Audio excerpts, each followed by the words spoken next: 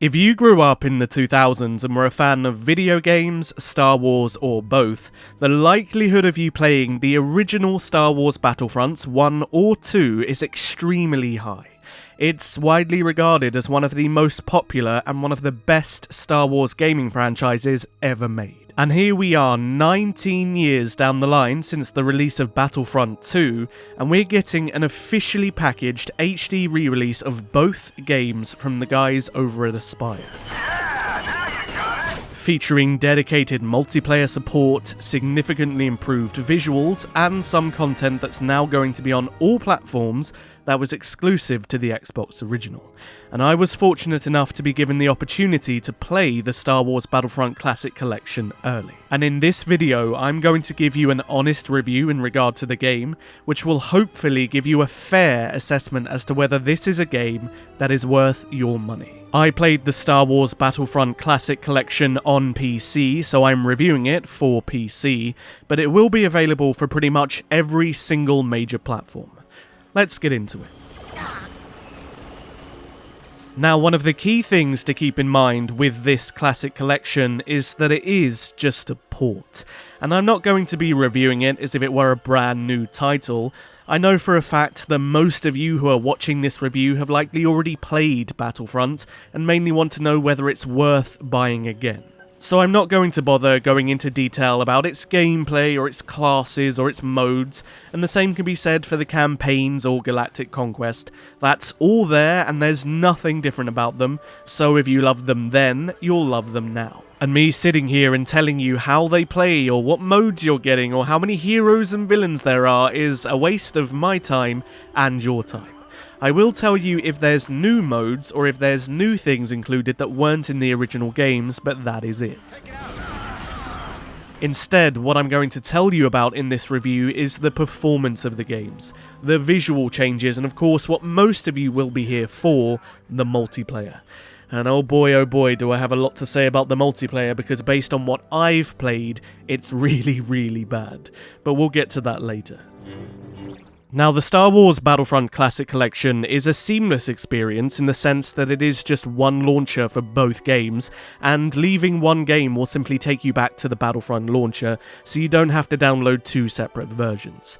But it is also very sizable. This really is a nitpick, but the whole game was over 60 gigabytes, and I for the life of me just don't really know why. When you take into consideration that both games originally on Steam are about 12 gigabytes put together, I can't see upscaled textures equating to over 60 gigabytes of hard drive space. And for context, that's bigger than the entirety of The Witcher 3 and Cyberpunk 2077. So while I'm not a technical expert on these things, it does seem to me like it's optimized quite poorly in this regard. So firstly, let's talk about Star Wars Battlefront 1. Now, it's nice to have it in this collection, but I don't think this is a game that most people are going to be here for. But all in all, it is actually a good experience. I for one never really played the original Battlefront 1 properly, so it was nice to go back and sort of see this game for what it was, and to see where the Battlefront franchise started. But it is very archaic. The visuals have been updated and it looks pretty crisp, and by that I just mean the textures. If you're expecting to go into the Classic Collection and find revamped models and environments, you're not going to get that. It quite literally just is the original game with some improved texture quality. It's not a remaster. But gameplay-wise, it does become a bit of a chore to play after a certain amount of time, just because of how limited it is compared to the second game. You can't sprint, and the movement is really slow, making it feel like a trek just to move around the maps. Some of the angles in vehicles for the camera are atrocious.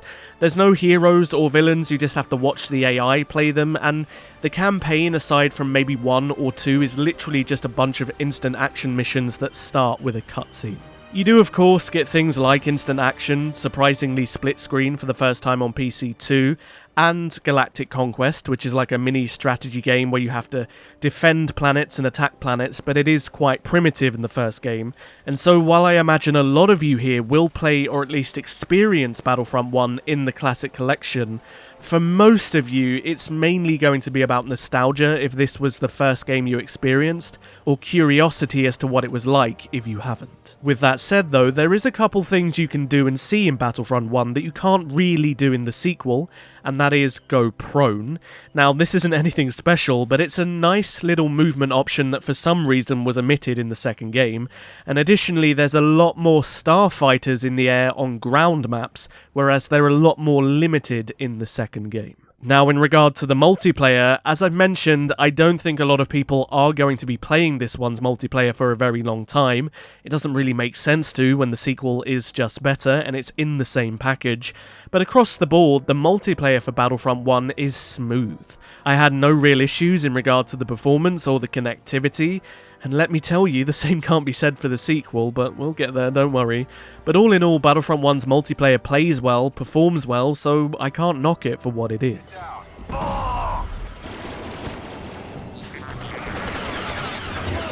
As for the performance of the first game, there's a few bugs here and there. There's some audio glitches that cause sound effects to play really loudly for a couple seconds. It's almost like a jump scare.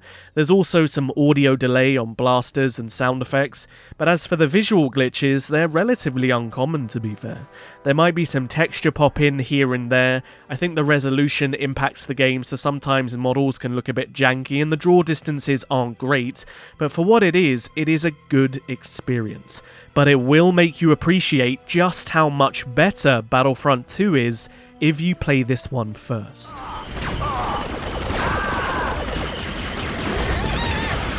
Now with that said, let's talk about the real selling point for this package, and that is Battlefront 2. This is the game that's gone down in history as one of the best of all time. This is the game that most people played and the one that most people remember, and I think this is the one that most people are going to be getting the Classic Collection for. And for the first time ever, this version of Battlefront 2 on PC is actually the console version of the game.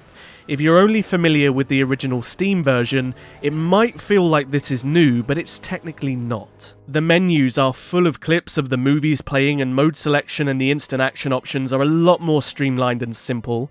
Even the in-game UI, such as the character selection screen, uses the console version, and I actually think this is a really good choice. I personally think the menu on the original game on PC was just awful, and it is a welcome change to see the Classic Collection use the console version, which is so much better visually, and it's so much simpler to use. Now, just like Battlefront 1, everything you know and love is still here, and it's all unchanged. For example, Galactic Conquest, which is much better than the original, is still here.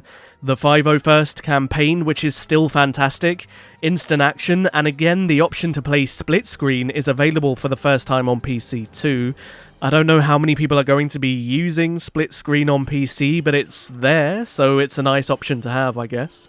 Also, the XL mode that wasn't on consoles before is still available here. I personally recommend playing this because it's actually insanely fun. There's just so much going on.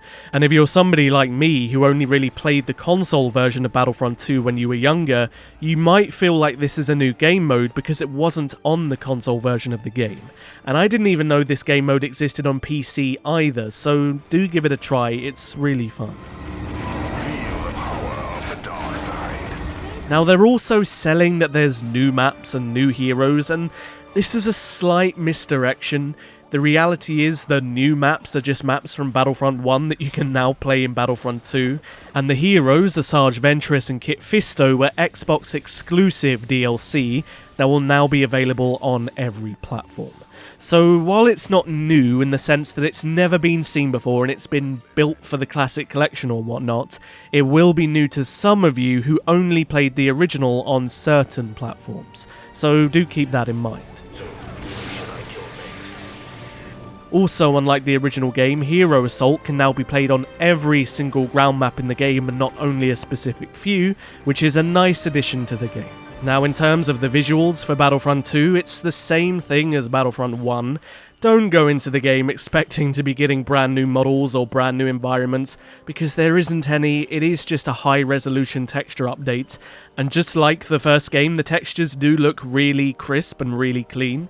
I mean, you can see them side by side here, the original against the Classic Collection, and admittedly, it does look really nice.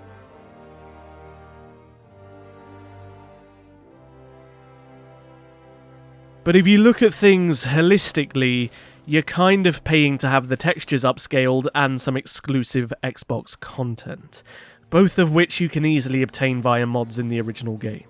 But we'll talk about that later. Now, in terms of the general performance of Battlefront 2, it does run smoothly across the board offline, and in some of the bigger game modes like XL, Conquest, and maybe even Hunt, the AI are a little bit stupid. They'll just kind of stand there, and there were some similar audio glitches as the first game, such as the jump scare audio and the audio delay.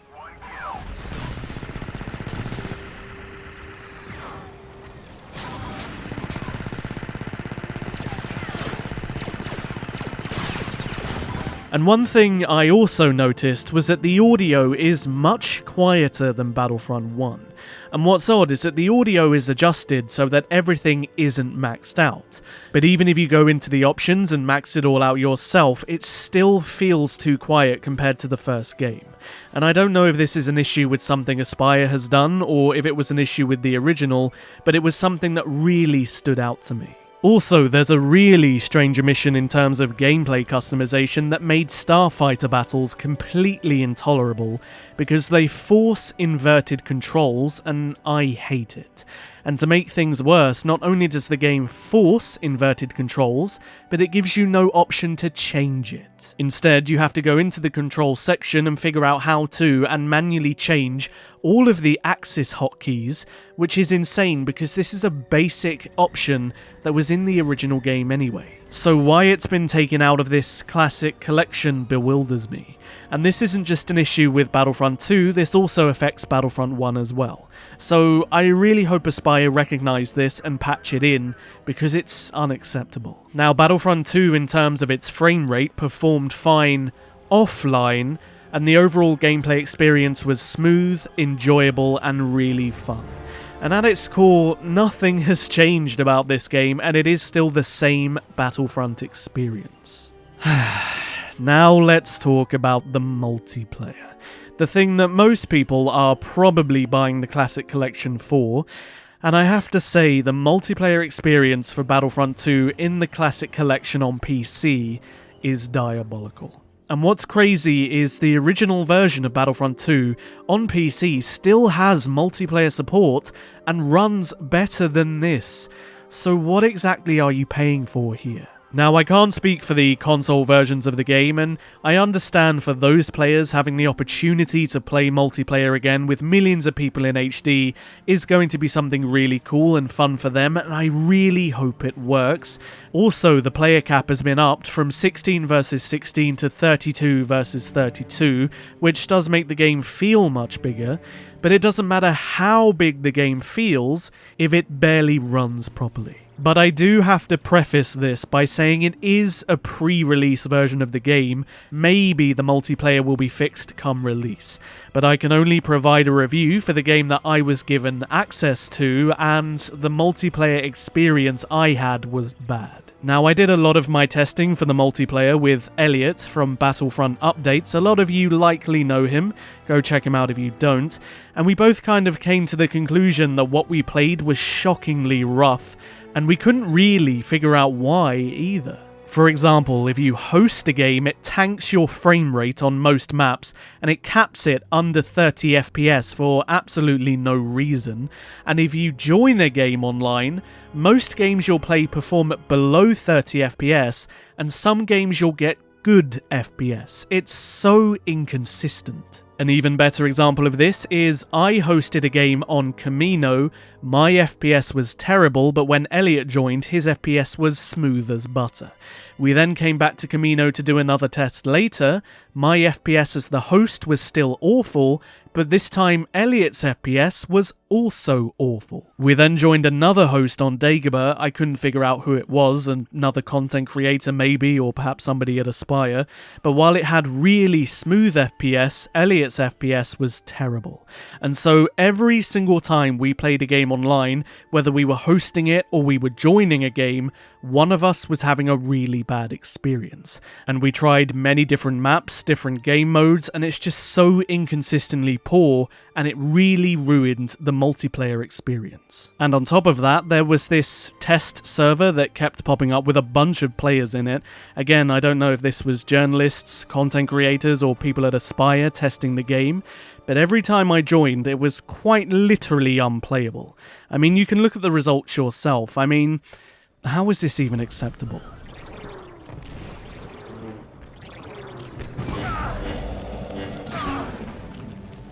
Now, Aspire themselves will have dedicated servers which do run smoothly, but most people aren't going to be playing on these dedicated servers. They're going to be hosting games for their friends and communities.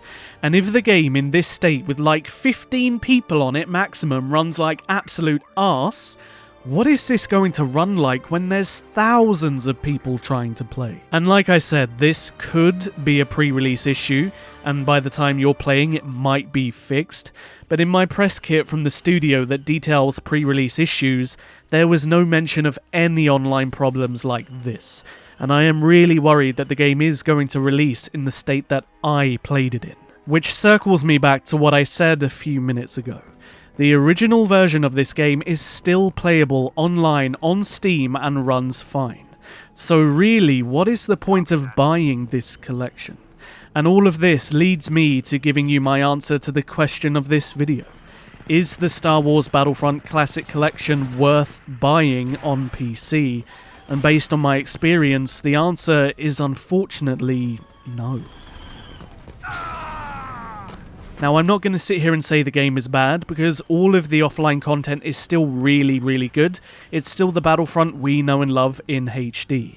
But when it comes to PC, you can get this experience for 90% cheaper with the original games, and if you're willing to, you can spend half an hour to an hour downloading some mods that will give you the upscaled textures, the missing heroes, the missing maps, and more.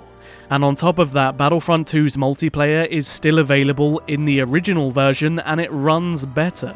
So while I will admit this collection is pretty cheap, I just don't see why you would pay £25 or $30 for something that doesn't really do anything to justify its purchase, especially when the main attraction, the multiplayer, is as bad as it is. Also, I just want to say, this isn't a criticism of the game per se.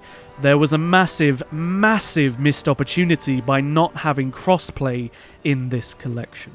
Now, with that said, if they do manage to get the multiplayer fixed or it works on release, then my answer will be a little bit different. I recognise that the player population for the Classic Collection will be much bigger than the OG, and if you really want to play this game with big, full servers of people, and if you CBA to do any kind of modding, and just want to buy the game and get straight into it, then I would say it probably would be worth buying. I want to thank Aspire for providing me with a copy of this game early, and the Star Wars Battlefront Classic Collection is available now on every major platform. I really appreciate you getting this far into the review, and if you did enjoy it, please do hit the like button and perhaps consider subscribing to join my wonderful Star Wars community. And if you want to learn about another Star Wars game that recently released, you should check this video out. It's my comprehensive review for Star Wars Dark Forces Remaster. I'll see you there.